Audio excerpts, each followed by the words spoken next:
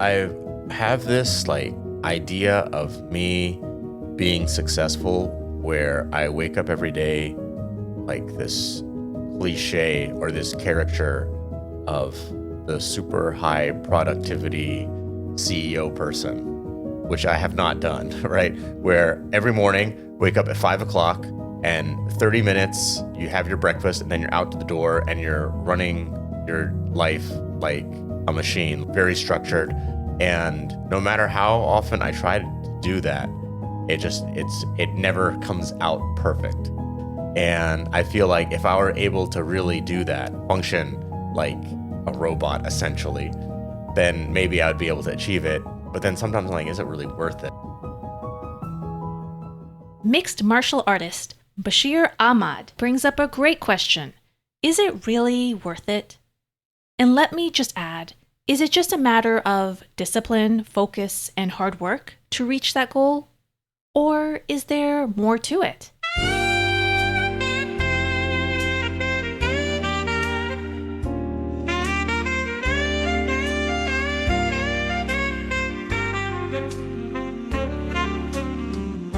Do you set high expectations for yourself? If so, have you ever questioned why you have those expectations and where do they come from? Does it feel like you are chasing a standard you simply cannot grasp, no matter how hard you try? In this thought-provoking episode, 42-year-old Bashir talks about how reaching his own expectations has been a lifelong challenge. Welcome to episode 14 of the X Perspective podcast. I'm your host, Raj. Bashir Ahmad. Some may know him as the soldier who fought in the Iraq War. Others may remember him as the university student who lived among the homeless. Many also recognize him as the first Pakistani mixed martial artist fighter to compete on the international level. He would famously become known as the Godfather of Pakistani MMA. Born in Pakistan, Bashir moved to America as a toddler. He grew up and was educated in the US. After his stint in the US Army, he would find his way back to Pakistan, returning with a gift, the introduction of mixed martial arts to his country. In 2015, he established the Shaheen Academy to provide free martial arts training for underprivileged children. Today, while living in Bangkok, Bashir juggles many responsibilities. He is a husband, a father, and the owner of Tiger Eye Martial Arts Academy. He also continues to run his Shaheen Academy in Pakistan. Would you say Bashir has accomplished a lot? I guess it depends on your perspective and standards. Come with me, and let's find out what this mixed martial artist thinks of himself, shall we? How would you describe your work ethic as a high school student? Were you a high achiever? I think the correct word would be I was a slacker. I got by on being one of those people who could open a textbook at night and skim through it for 15 minutes and get a passing grade, and sometimes like a B. And if it was something that I was really interested in and that I would just had paid attention in class, then yeah, maybe I would get an A. But I was in high school like a C plus B minus student, around about that. Why were you not disciplined and focused in high school? I could coast on doing very little. I think maybe I just didn't have for whatever reason, the motivation to really push myself to be at the top of the class. You know, it's like, okay, well, I can get by on doing 20% effort and get, the 80% that I need to just keep going. Or I could put in like substantially more effort to break through to the next level. I understand that after high school, you did end up at Virginia Commonwealth University. Yeah. Now, what kind of mindset did you have before attending university? The mindset going in is like, okay, I got into college now. I think what I will do is like, now's the time where I'm going to turn myself around.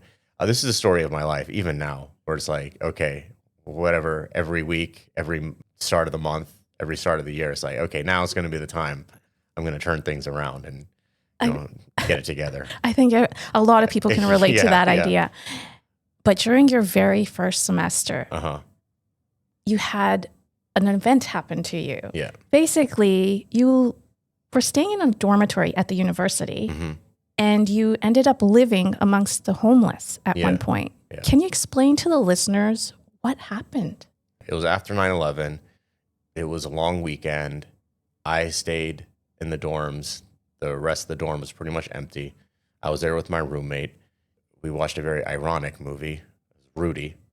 And we also decided to smoke some marijuana while we were watching it. And the person on the floor, the RA or whatever, I guess, walked by, smelled it, and then called the police. And so we're watching this movie and we hear the police knock. And we knew immediately this is not like that knock on the door was not a friend or anything like that. It was a very official sounding knock. Open the door, police comes in. He says, I remember this, where's the fluff? I had never heard that term before, but he's like, where's the fluff, boys? So we got in trouble and we got kicked out of the dorms. We didn't get kicked out of university, but we did get kicked out of the dorms and weren't allowed to stay there anymore. We actually still stayed in the dorms by being a guest of other people. And then they caught on to that. They're like, you can't do that. And then we stayed with people that we knew who were living off campus. But then again, like 10 days, 2 weeks into that, we're like, we can't, like, we're going to, run out of our welcome here. We're going to have to do something. So we stopped staying at people's places. And my roommate, he had a car, which had broken down and was in the parking lot of a university parking lot. So we stayed there as well. It was a station wagon, remember, a Volvo station wagon. And my roommate, his name is Ray, and who ended up doing very well. He's a doctor now. He would sleep in the front seat, and then I would sleep in the back of the station wagon underneath all our clothes, which we had put there because it was starting to get cold. Yeah, I'd sleep back there, and I just remember it'd be cold at night, and then, it's a car, so as the sun would come out in the morning and it'd heat it up, it would get hot, and then I'd wake up covered in sweat, coming out of the station wagon while other people were parking their cars to go to class. And then here's the station wagon opening up with me crawling out of the back. So we did that for a bit until the same police officer knocked on the door or knocked on the window of the station wagon and told my friend Ray, like, hey, you can't sleep here. Then when that happens, and then we really didn't have a place to go. And so for the first few nights-ish, what we would do is we would just stay awake all night, walking around, meeting different people of the street, and in the daytime, fall asleep at the library, fall asleep in class, whatever. As we became more familiar with the people of the street, and especially myself, who started seeing it as a great adventure, I met a huge range of characters, but there was this one guy that I became friends with. Hey, you can come stay at my Smitty, and would go in there, crawl through this window to a bathroom in this old abandoned house, go through and then find this little room that had been converted for these 3 people to sleep in. And he's like, you can sleep over there. So I slept on that bed and I get woken up in the middle of the night by the person whose bed it actually is and be like, who's this person in my bed? Oh my goodness. Oh, that's my guest. Yeah. So there's weird stuff like that for a little while. Did you tell your parents that this was what was happening to you? Well, that's what I'm getting to right now. So I guess it must have been like Thanksgiving break or something like that. I went back home. I was like, all right, so then the break is over. It's time to go back to school. So I'm going back. And they're like, well, we're going to drop you off. And I was like, no, it's okay. It's like, no, of course. We're going to drop you off. And they're like, okay, we're going to take you to your dorm. And I'm like, I don't have a dorm anymore. Were you afraid to tell them? Yeah, of course. Yeah. Why? Well, because... like I started university, was like, yeah, okay, this is it. Now this is the fresh start. High school is over. All that doesn't matter anymore. I can get a fresh start. I can get my straight A's. And I had a fresh start and I screwed it up. I didn't want to tell them. And not only did I screw it up, but I screwed it up while they're paying for it. Did you feel guilty? Yeah, of course. If I'm going to screw up, then it should be on my own terms. I should be the one that has to face the repercussions, not them. Your life started to change a little bit. Yeah. I believe it was in the second semester at your university. You enrolled in a military science class. Yeah. So when that semester was over, right, and my parents, they knew the situation. Me and Ray, my roommate, we got an apartment off campus. It wasn't an apartment. It was like a really small house. This is big as an apartment in the projects. We'd hear gunshots. There would be violence and stuff at night. It never affected us, but we saw it. It was right in front of us. Wow. Yeah. So those are more interesting times. But so in that semester, I joined a military science class thinking that it was going to be like about military history and stuff like that. But it was really a recruitment class with the United States military. And I started really thinking about it. I had thought about joining the military before as a passing fancy, never a serious consideration. I thought that, it would be fun. I'd like to watch war movies, et cetera, et cetera. So I was like, well, okay, this is the time I'll do it. They'll pay for my school. Then, it's all on me. My parents can't be like, oh, what are you doing? But, like if I screw up, so I screwed up. And I'm the one that has to pay for the repercussions. How did the military change your life? First, there was boot camp. And boot camp, ironically enough, I was surrounded by people who, for much simpler backgrounds, that were not exposed to the world. Like I had gone to international school and I was a reader, and these are just small town people or people from the inner city that just did not have opportunities in life. They're like, I got somebody pregnant, I joined the army.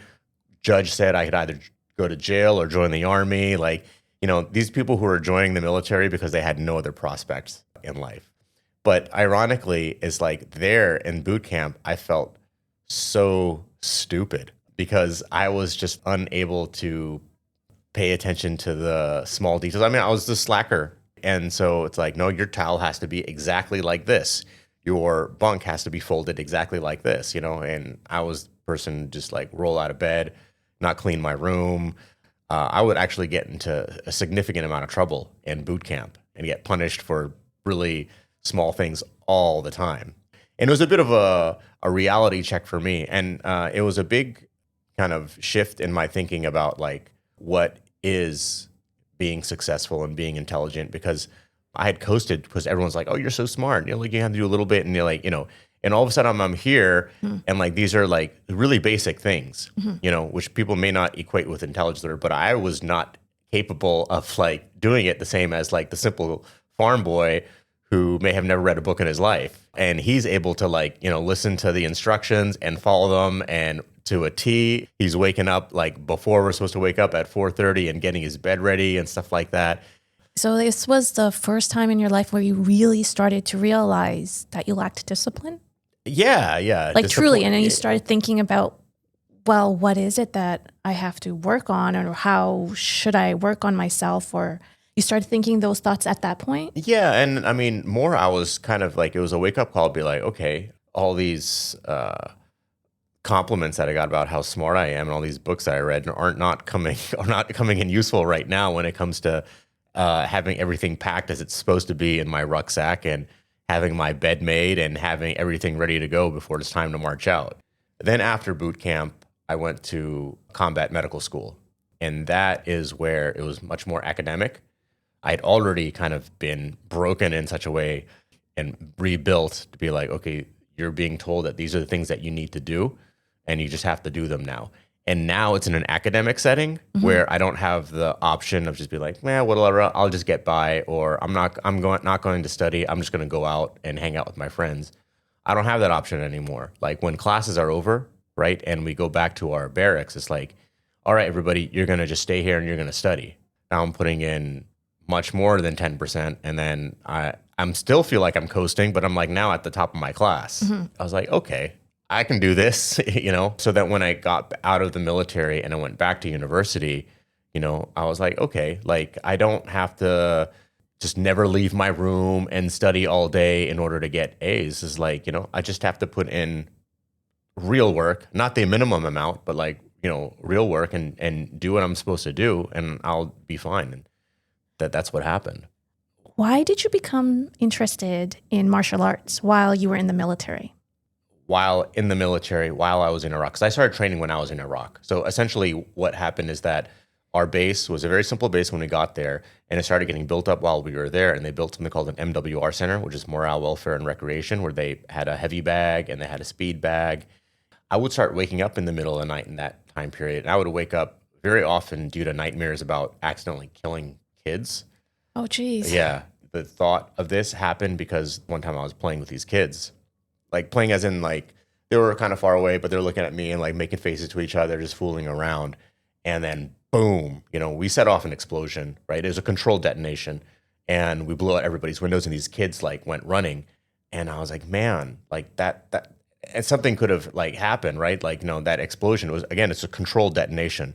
A rock could have gone flying and hit them or something like that. And that's where it was that for some reason, that moment, although I had seen things similar to that before, I think because I was playing with them or, fooling around, and then just to see their go from play and laughter to like just fear and just being terrified, there's something about that put it in me. And then there's other instances where there were accidents and people died. None of them were children, but then those two things kind of combined and it just became this thing that would reoccur. Anyway, so I'd wake up in the middle of the night, and then they had this MWR center, and I would go there and I would just start like hitting the heavy bag, and it became this kind of therapeutic thing for me.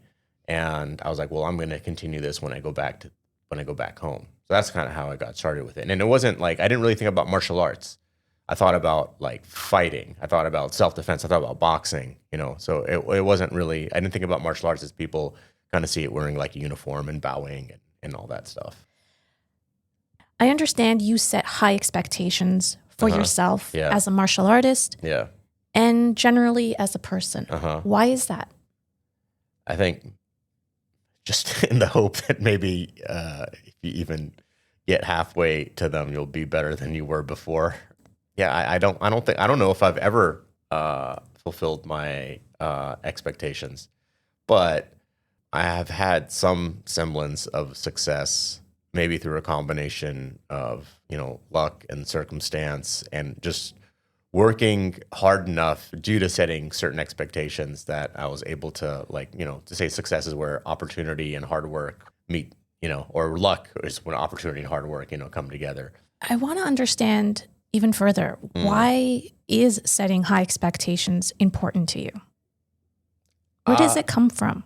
Maybe it comes from having a life of privilege and, seeing other people achieve. And then you're just like, well, I don't want to be the one that's left behind, right? When you look at your friends and your cousins or whatever, people, your contemporaries who are, successful. And then, so you have to set high expectations for yourself to match them. I mean, I'm just kind of thinking out loud here that, it could be that, because I don't know if I want to say that that's something intrinsic in me because I'm some kind of high achiever, because it's really weird for me when people say that, because I don't feel like it. I feel like I'm the same slacker that I was in high school, and like Forrest Gump, I just like fell ass backwards into certain situations where, led me to where I am right now. Okay, let's talk about you as a martial artist. Yeah. Can you describe a time when you failed at meeting your expectations? And how did you deal with that? With that situation, perhaps during one of your MMA fights? So I can tell you the biggest failure, my MMA fights, I guess like kids nowadays will call it an epic fail. I forget which fight this was. This is maybe my 5th fight in one championship. I was fighting this Filipino guy, Jimmy Yabo, that on paper I should have beat. And because at that time I was kind of at the peak of my, you could say, quote unquote, celebrity as a mixed martial artist. Won championship, put a lot of resources into promoting that fight. And, that's where, I don't know if you saw it, like I had a coverage by Time Magazine. That was in that period. CNN, Al Jazeera. I had a lot of big media outlets interviewing me and creating pieces on me. And I had just had a kid as well. And for me at that moment, that was like, okay, this is it. This is where I'm going to break it to the next level, And I got knocked out in 19 seconds. It was a huge shock to everybody. And like, really, that was a moment that had I won, it really would have changed a lot. At least I believe it would have, it really would have propelled me to the next level in my MMA career.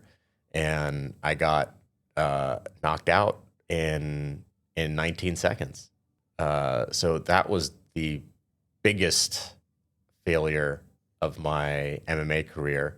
And, it's weird, like, because I look back and like, what did I do wrong? And I trained hard for it. But I do know that I did not, I assumed that I was going to win, almost like it was scripted. That, yeah, of course I'm going to win.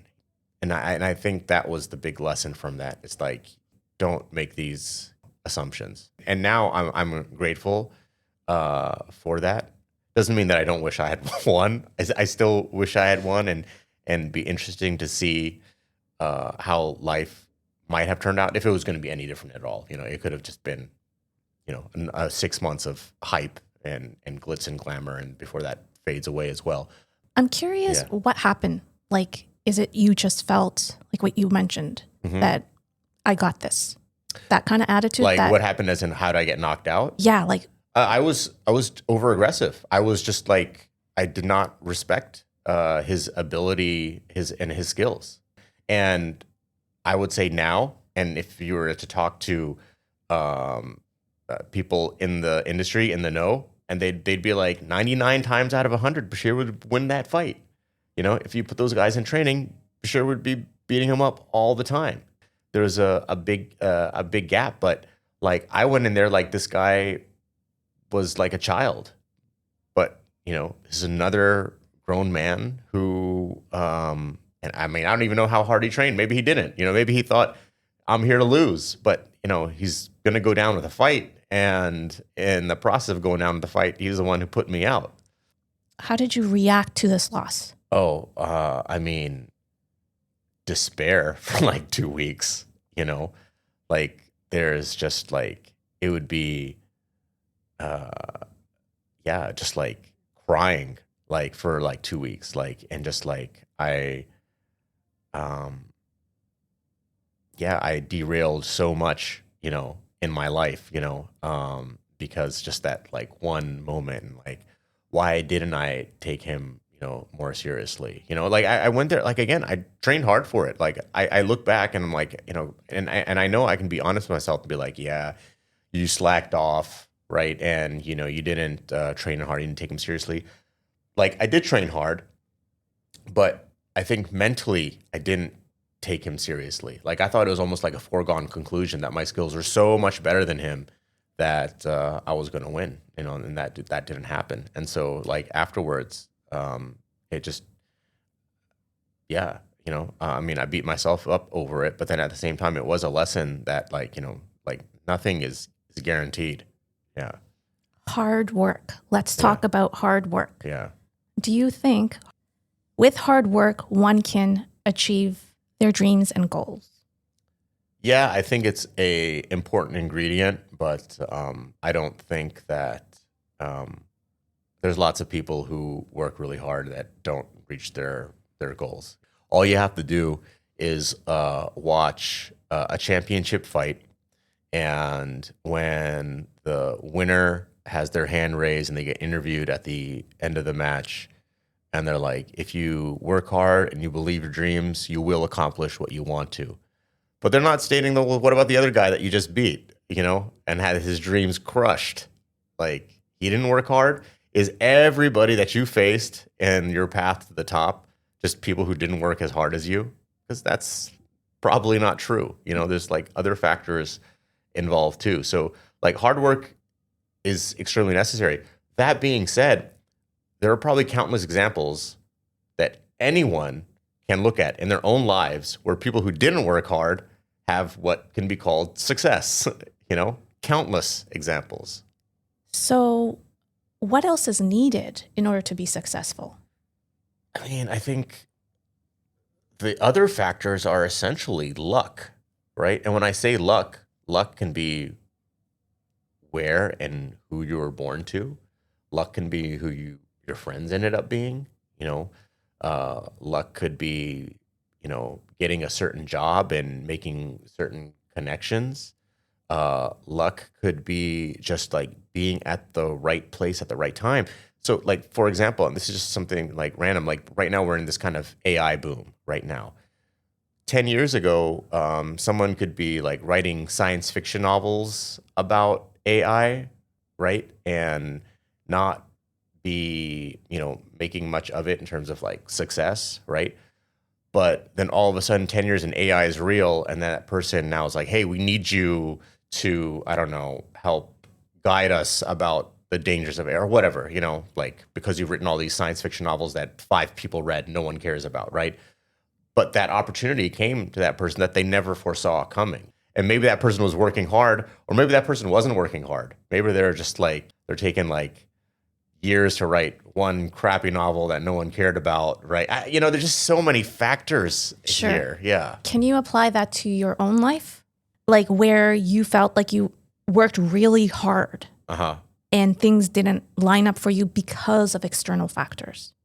No, I think I was on the opposite end of things where I was the beneficiary of like a lot of luck. Like I think I've been pretty honest about when I consider myself to be a slacker and when not. And I can say very confidently that in terms of like my MMA career and the training and what I did, although I may have made some mistakes and maybe strategically in terms of like what I could have done about where I trained and stuff like that, maybe that could have been slightly different, but I have like no regrets about how hard I tried and how hard I worked and that I was doing the best that I could. And so the reason I say I'm like kind of the opposite end of that is that I know that I felt like I know that I worked very hard and did the best that my ability. But because I started relatively late and because I'm not from like a naturally athletic background, like I didn't play a lot of sports in high school or anything like that, on paper, I should not have gotten the level of recognition that I ended up getting, right? And I got that just by being at the right place at the right time in a way, by coming to Pakistan at that time to promote MMA when no one even knew what the sport was. And at that time, like people thought it was just a complete waste of time what I was doing. And even myself, I was like, I'm enjoying this, but like, what am I getting out of it? I mean, I don't even know if I was really thinking about that. I was just thinking, I'm enjoying this. I'm having fun doing this. But certainly my other family members were like, what is he doing? Like he graduated from the United States and he's over here in Pakistan running some small gym in this weird barbaric sport that the people fight in a cage and like, I don't know what it's about, and like the sport wasn't even popular globally as much, but I thought it was going to be big. And I went to Pakistan to promote it, to build it up and build the foundation and build an infrastructure for it. And the timing was right. Other people in Asia were doing the same thing and I got opportunities, because I took the chance to do something. But I had other factors started 5 years later, this whole story could have been different, Sure, but what about the story before all of this happened? Every day you were building yourself up to get to that point where you're working really hard. Right. And actually you bring up a good point about all the things that happened before, because part of the reason that I had the level of recognition from my MMA career is because I was an American Pakistani who fought in Iraq and was like, not from a kind of maybe a standard stereotypical fighter background, right? Where I had like a college education and, I had done well in university at that, So those things were what made my story interesting, even though my skills were not that high. And I say this, like, I know, like, when, like, what do you mean your skills aren't that high? Like, okay, so if you compare myself to the human population, I'm certainly in the 0.001% of people who can defend themselves, right? But when I'm comparing myself to, like, the professional mixed martial arts world, yeah, I'm not at the top tier. I'm not at the champion level. I'm not even below like the contender level, right? But I'm happy with where I am because I know that how I started late and whatnot, and the hard work that I put in. I'm happy with that. But yet you still label yourself as a slacker. I still can't get that out of my mind. Yeah, for most part, I label myself as a slacker. But the work that I put in for mixed martial arts, definitely, I would not say that I slacked off there. Yeah, which is sometimes I really find interesting, like how I was able to motivate myself to like wake up early and forego sleep so I could go running for 6 miles, but I wasn't doing that. And this is something like athletics, which is not. I believe it's not like a strong suit of mine, but things that are a strong suit, like, like academics, why wasn't I waking up like, early to make sure I'm studying and putting that same effort that I did in mixed martial arts? I think about that a lot. Have you come to a conclusion? No. Yeah. No. I think one of the things about martial arts and the military is that like the military gave me and put me in an environment where I was able to get the best out of myself. And I think martial arts kind of did the same thing, that it puts me in that environment. In a way, it like shackles me from being distracted and getting into trouble so that I can do other things that maybe are more my strong suit, but that I'm not as willing to apply myself to and do them better, if that makes sense. It's like, okay, like if I did not have martial arts serving as this kind of like whip to be like, yes, you know, this is who you are, this is your identity, you are a martial artist, you are a former soldier, and you work hard. And even though you're not actually naturally inclined towards, you know, being like a, you know, alpha male soldier type, or, you know, an alpha male mixed martial arts fighter, but still it gives me the kind of structure that makes me do better at something that I'm more naturally inclined to, but I'm not willing to put in the same effort into, if that makes sense. Okay. Yeah. And so martial arts now is kind of that same thing that I have to have. Like if I were to stop training and if I were to just like detach myself from martial arts, I don't feel like I would have the same drive and capability to do things like work on my business and other things that people may say, oh, you're more naturally inclined to do that. Okay. Yeah. So it keeps you like grounded. Yes. Yes. Very much Keeps so. you focused, keeps you disciplined, Yeah. so that you could do the things that you are naturally inclined to do. Yes. Okay. Yes. Or my natural strengths. Your natural strengths. So yeah. it like pushes you, it guides you Yeah. to do even better Yeah. at what you're already good at. Yeah. Okay, I got it. I got it. Do you feel like you've lived up to your potential ever since your military days? No. So why do you think you haven't been able to live up to your full potential? I know you mentioned about your MMA. Yeah. But in general. Like, why haven't I? Yeah, like why haven't you? Know it's important to you, right? Yeah. Am I understanding correctly? Yeah. It's important for you to reach your potential. Like this is something just based on what you've been talking about. Like, you know, you start university, it's a fresh start. Yeah. You go to a class, it's a fresh start. Yeah. Now you're going to do this MMA stuff, it's a fresh start. Yeah. So you've always had this thing in your life where you're trying to reach your potential. Mm-hmm. And it seems so important to you, but yet you feel you haven't reached it. So what happened? Like, why not?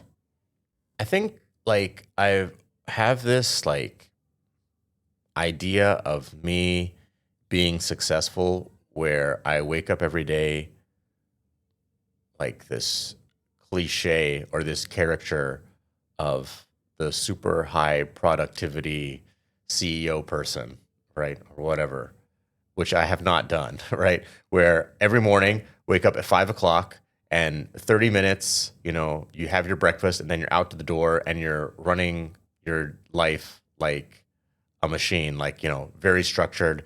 And no matter how often I try to do that, it never comes out perfect, right? And I feel like if I were able to really do that, you know, function like a robot essentially, right, then maybe I would be able to achieve it. But then sometimes I'm like, is it really worth it? That's what I was going to say. Do you want to live like a robot? No, I don't. I don't. And I think this is the struggle, right? Where I am not the type, because there are people that their natural inclination is like really, you know, very OCD. They're going to wake up and they're going to do the same thing. And like, they're able to really pull it off. Like, I just don't think that that's me. And I don't think it's ever going to be me. And I don't know if this is some kind of like malfunction on my part, like, you know, something from like when I was like younger, or just this is just like my temperament. I do feel like I am, you know, if you were to separate people into like, you know, the logical, mathematical, scientific types, and then the more kind of artistic, intuitive, I am very much the artistic, philosophical type of person. You know, I am constantly have my head in the clouds, and it's like I try to force myself to be that, you know, type A like person, and when I'm not, then I'm like, yeah, I'm failing. You know, so that I think that's where the crux of the Why do you think you try to make yourself fit into something that you already know that you are not? I feel like that's necessary. That part is something that's really important to have success as measured by like material things. If you want to grow a business, like you need to have that aspect of it.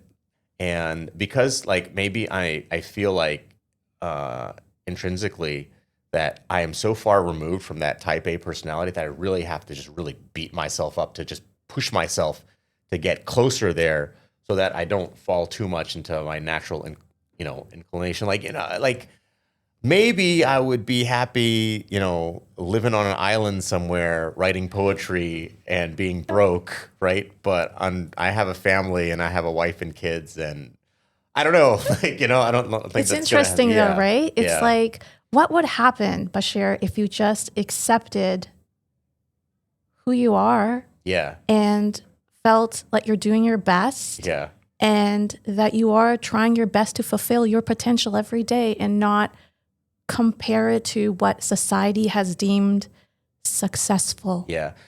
Let's take what I'm doing right now with the gym. I want to do this, right? Very much so. This very much feels kind of like in line with where life's compass is pointing me to go towards. Very much so. Bashir's referring to his Tiger Eye Martial Arts Academy, which he opened in 2024 in Bangkok. Yes. And so I feel like I'm taking it where I want it to go. I mean, and I am very excited about what it can become. And so this is not like I don't feel like I'm like starting a tech company that I'm like, well, this will make me rich. I don't really like doing it, but it's totally not like that, But yeah, like I won't be able to grow Tiger Eye unless there's that part of it. Honestly, one of the big challenges as a business, and something that I'm really I might get lucky and find somebody who's listening to this, but I really find a partner that can complement that side of things and is that type A kind of person naturally, and they're very happy to do that. And then that would be a great, but I don't have that person with me right now. So I have to, do it yourself right now. Yeah. And so then that way you would be able to, if you got that person, you would be able to focus on your strengths. Yes. What expectations do you have of yourself in terms of growth today?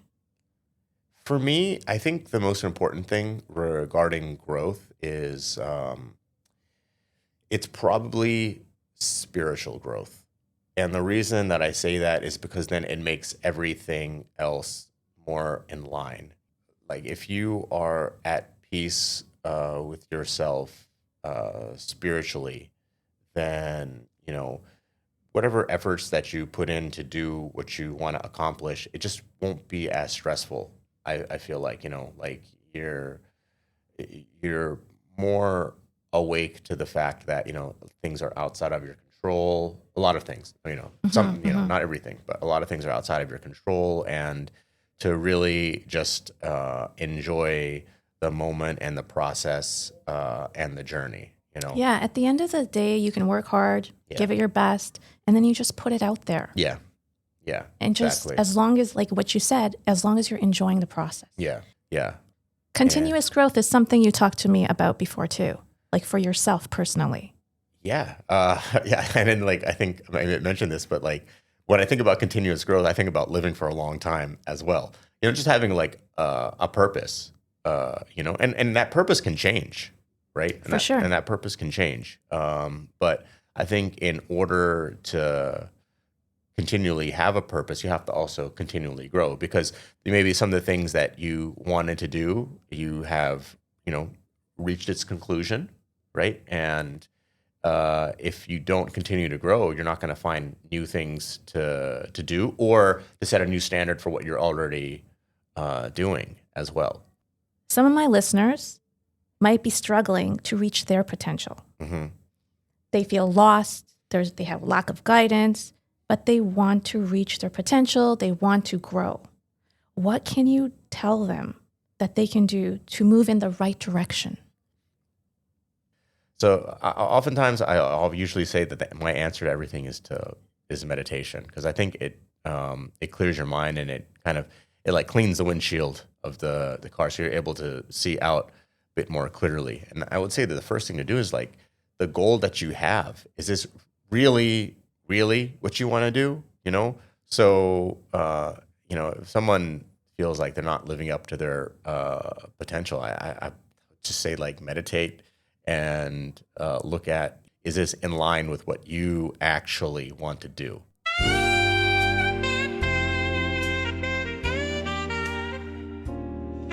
The world may say you're being too hard on yourself by setting high expectations, and that they are doing more harm than good. Yet others will argue your high expectations are powerful motivators to achieve great things. The point is, there are countless perspectives and opinions. Ultimately, I believe it's a deeply personal decision, and the intent is key. What is motivating you to set those high expectations? And as Bashir said, ask yourself, do you really, really want to achieve that goal? Is it truly worth it? My listeners, thank you for your time and attention. But before you go, I have one last question. Have you visited our website yet? You'll find us at theexperspectivepodcast.com. It was built specifically for us by an awesome company called Stegadon Software. They help small businesses level up with sleek, modern websites and custom apps without any tech headaches. They got our website up and running in no time, and were very attentive to all our needs and concerns. If you're curious about what they can do for you, mention the Experspective podcast and you'll get a free consultation. Check them out at stegadonsoftware.com. That's STEGODON software.com. Stegadon Software. Smart software, fewer obstacles. My listeners, if you have enjoyed this episode, I'd love it if you followed us on Spotify or Apple Podcasts. We have many thought-provoking episodes coming up this season. You can also find the Experspective podcast easily on Instagram, Facebook, and YouTube. And you know what would be really awesome? If you can tell just one other person about our podcast. It would mean the world to me, as it helps other people find these incredible stories. Thanks again for listening. See you in episode 15.